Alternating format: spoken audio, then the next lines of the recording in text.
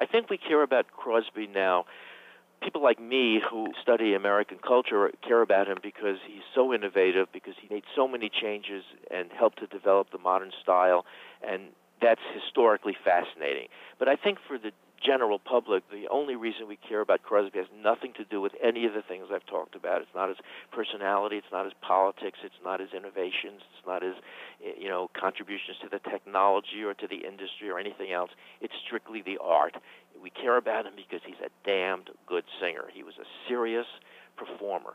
His singing changed a lot. Some people like one period over another. I think I'm probably most partial to the jazz years in the 1930s, but then a number of my favorite Crosby records were made in 1956 and in 46, 47, so, depends on the kind of material he's doing.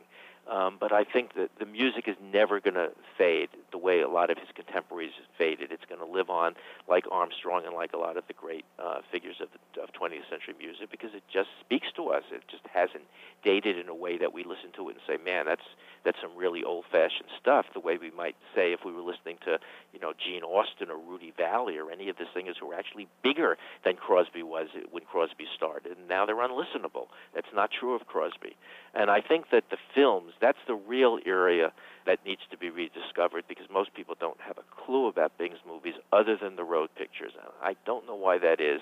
Partly it has to do with the fact that the Paramount library has been just sort of kept under wraps, whereas Fred and Ginger's films are constantly recycled on television and have always been available on every kind of home video medium. A lot of Bing's films have not been seen, and yet I've been talking up the big broadcast in 1932 for years, and every time a friend of mine or a film buff I know sees it, I get an email like, wow, you're right, it's an amazing film.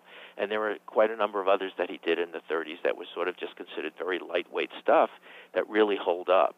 And, of course, the road pictures hold up. And a number of the things he did in the 50s, his performances are really interesting. I mean, actors still talk about what he had pulled off in Country Girl. I mean, some of those close-ups that he does was almost unprecedented, a kind of mute, emotional acting. So there's a lot to study there. I think the legacy is in the work, and the rest is history.